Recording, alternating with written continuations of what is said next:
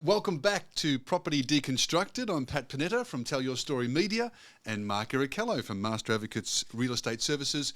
Now, we have spoken to Andrew, but we're rolling into another episode because we're going to focus. So for those just joining us, Andrew Date is here, founder and director of the Industry Insider Buyers, Vendors Advocacy and Property Management. Andrew, welcome to the studios, mate. Thank you for coming back. Thanks, Pat. Thanks, Mark. Great to be here. Yeah, welcome. Thanks. Thanks for spending more time with us. Yeah. So it's episode 8 with Andrew Date, good friend. From Industry Insider. There's the rhyme there. Now we're focusing on the market here. There's a lot of buzz around the current market, Victoria, changes to stamp duty. There's rent. There's all sorts of stuff going on. Mark, please take us through it. Yeah, lots of noise and interference to cut through.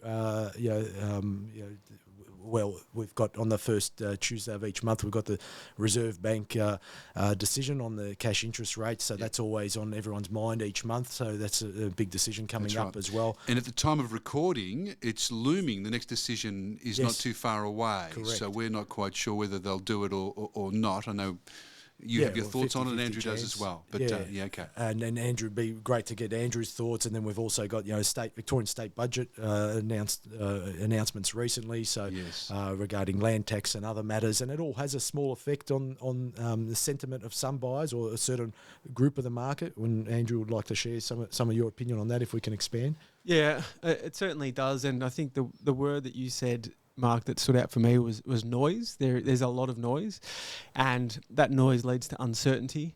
And the RBA do meet tomorrow, and I believe that they will raise rates based off where inflation is currently at. Yeah. And it does affect buyer confidence, not across all markets. It affects some markets differently. But I feel like there's a lot of buyers waiting in the wings to see when interest rates are going to stop rising and then potentially come back down. When they do, they're probably going to jump back in. I feel like if everyone's jumping back in at the same time, the market could potentially take off quite quickly. Right. So it's Monday the 5th of June. We'll just establish that. The meeting's tomorrow with the RBA. Yes. Andrew's feeling is that they will go for another rate rise. I have heard that they may watch it and rest it for a while. Look, where do you sit, Mark?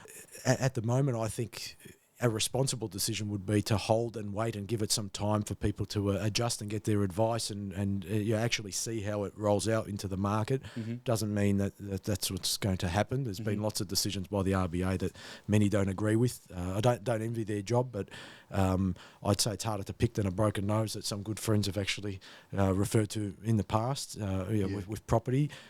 Time and experience, just because historically a sentiment's gone one way doesn't mean it's going to happen again in the future. People could be feeling like even if there is another rate rise, we may be near the last one. I think the review of the structure of the Reserve Bank that was discussed, that inquiry, that it may have fewer meetings a year, I think that was probably one of the best suggestions that came out of it, because at least it's not every month. How can you monitor the outcome of a decision within 30 days? People don't even have time to come up for air. Because there's always a lag, isn't there, when things happen, every 30 days. And I wonder what other reserve banks around the world do. Maybe they don't meet every month. But sorry, you were about to say something there, Andrew? Yeah, I was going to say the lag effect. So we're at 3.8% now as a cash rate. And I think there's probably 0.8% that hasn't been really passed through to majority of the borrowers. So I agree with Mark that they may sit on the sidelines and wait to see what the data says in another 30 days. But my gut feeling is they're going to raise rates again. Mm-hmm. So what does this mean for your clients? You're an independent advisor. You're operating on the side of the buyer. Interesting, you said in the last episode, Andrew, that it's sort of weighted towards the seller. So that's why you need someone who knows what they're doing. Otherwise, you might just wake up and think, I've just been shafted because I don't know what's going on. So anyway, what advice do you give to your customers in this sort of environment? Yeah, I'll let you start, Andrew. Yeah. Well, one of the things we do when we're helping our clients, especially in the owner-occupier space, is try and remove the emotion from the equation and really break it down so they understand why and how we're evaluating a property. When you see a real estate agent list a property for 1.5 to 1.65 million and you don't buy property for a living, how do you know where to offer? It really starts with the land value, the location, the orientation on the block, the fundamentals of the property that you can't change. They're the things you need to get right when you're buying property.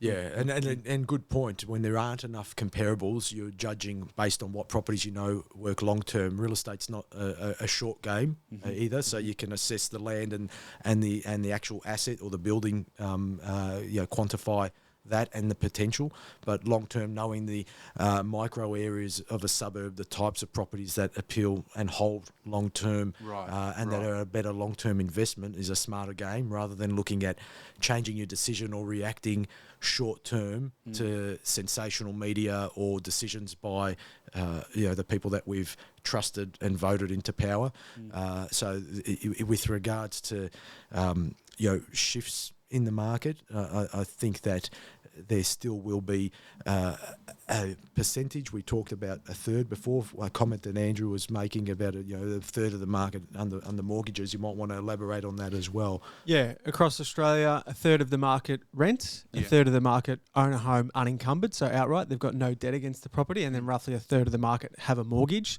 The people that are susceptible to all of these rate rises are people who are highly leveraged in the last 2-year period when rates were 2%. Yes. So you borrowed $1 million, for example, in 2020, and you paid 2%. Interest on that's only $20,000 a year. Yeah. That same debt level on interest only is $60,000 or $70,000. Right. So it's a big jump. It's 3 times. Yeah. And then as you go up the ladder in terms of price points, if you've leveraged too high and you're not prepared for the changes that are here, you may have to sell. Yes. So that's one of the criticisms, isn't it, of the Reserve Bank, Yes. that only a third of people out there Being punished have mortgages, and only a portion of that third are the ones that might have leveraged a bit too high. So we're punishing that sector so we can slow the economy down. So we've got the sledgehammer just hitting it over a few people's heads and hoping that they'll spend less to bring inflation down. That's right, and the disappointing thing is most of that market, that third we're talking about, made a lot of their property decisions based on the confidence of advice from the Reserve Bank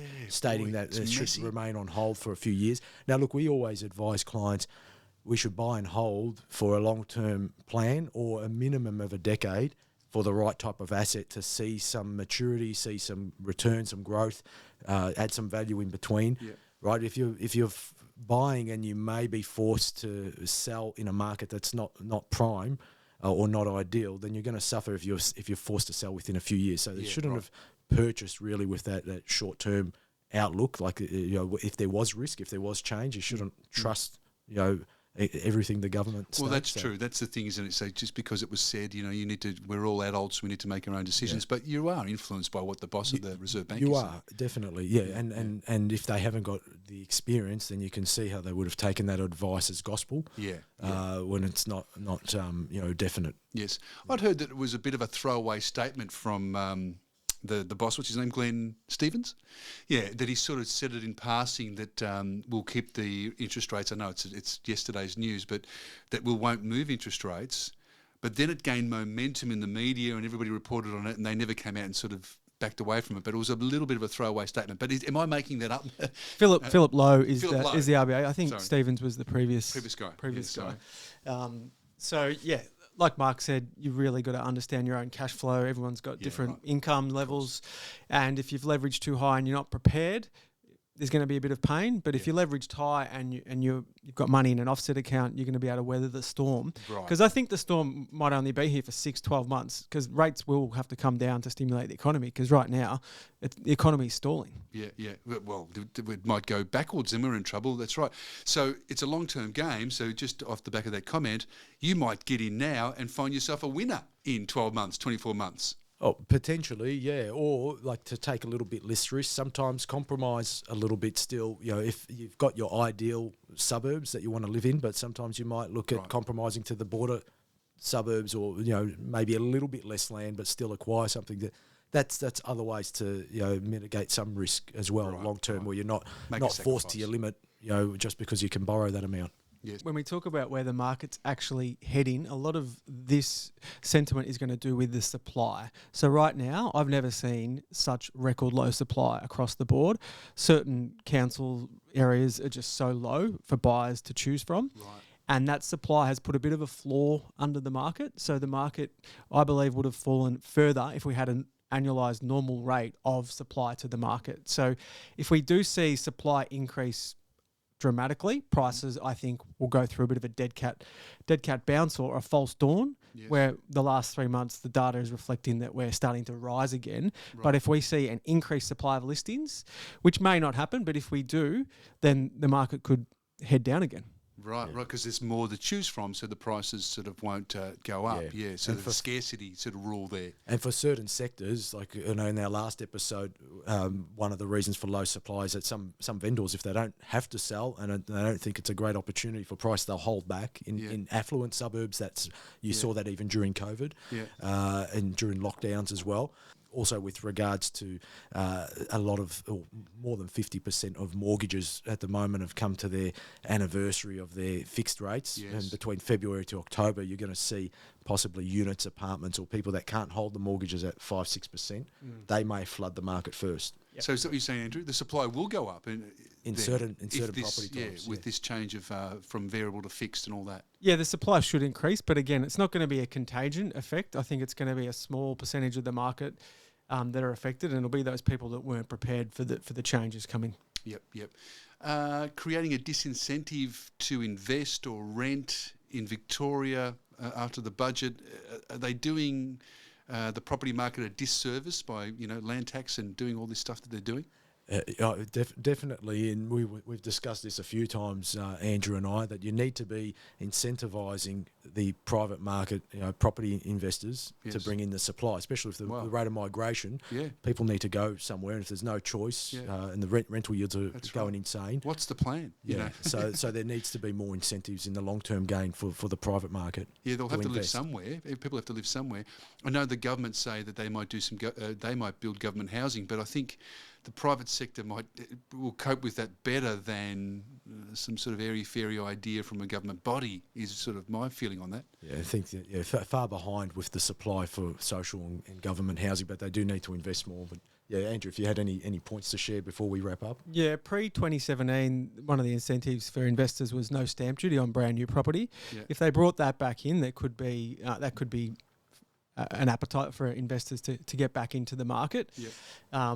But right now, it's not a good picture because rental yields don't look like they're going to stop if inflation keeps rising and property investors are not incentivised to get into the market. So that's a concern for all of us. Yeah, it is, and I think that's something that'll be watched closely, and more voices that are experienced to advocate for a change there. I think is important. But Okay, we'll see where it goes. There might be a change there. Now, there's one important question for Andrew. I'd like to wrap up on a happy note or a lighter note. But go ahead, wrap. Is it about? Well, I heard you guys talking that about your holiday, or is going away somewhere? Yeah. Tell me. I'm like half of Victoria, leaving in winter, so I'm heading to Noosa with my family. There's 14 of us going to Noosa for a bit of a break, which will be nice. We've just hired a house not far from Hastings Street, so that's family time. And then lucky enough in July to be going to Fiji for a business conference. So always looking to grow and develop. Yes. And I'll be around a bunch of, I think there's 50 business owners, and it's about always growing and evolving and innovating. So I'm really excited for that. So do you work from Fiji? I guess you're still working and talk to clients and stuff. You're at a conference. Yeah, I've got a team on the ground, but I'll check my emails morning and night. That's about it. 14 family members in Noosa? Yep. Yeah? Who's that? Your my mum, my dad, my brother, my sister, their partners, cool. the kids, my partner, her daughter. Yeah. So, chase the sun during winter, which is good. And good to see that, one holiday's at least relaxing and regenerating, and then another for business as well. Yeah, 100% balance is what it's about. So true. And we all learn that the hard way, don't we? We sort of burn ourselves out working so hard, and as you get a bit older, you think, well, you've got to work smarter, not harder. Is it the first time you've taken a big family holiday with everybody? Does it go okay? I've got to check. Well, 2012, we had a smaller holiday. Well, we used to have an Easter trip, and it was only 3 days, and I started that 6 years ago, an annual Easter trip. And I said to the family last year, it's not long enough. It's back to my turn this year, and I said, let's go away longer. and let's go somewhere warmer in winter. And, nice. and they all brought in, so I'm very happy. Oh, good on you, Italian. mate. It's Italian background, your heritage. Yeah. Oh, well, there you go. Yeah, it is. Yeah. Off with the family. I love it. Same here. So with me. Same with you too. Same with me. Oh, there you Yeah. are. We've all got the I was heritage. born here. We're both born here. Yeah, You're same born with here me. as well, Yeah. but you get the culture rubs off. Okay, well, send us a postcard. Do they do that anymore? No, we'll send us a text, a photo, a video from Noosa. Thanks for your time, mate. It's been very informative. We've those last 2 Thanks so episodes have been much. wonderful. So, Mark, you've another great guest that you brought in for us here at Property Deconstructed. Yeah, no, thanks, Andrew. Andrew's from Industry Insider again. So yeah, pleasure having you on. Thanks for sharing all your collective wisdom. Thanks, Mark. Thanks, Pat. Maybe one day I can come back. Yes, absolutely. Yeah, book it in. Thanks for joining us on Property Deconstructed.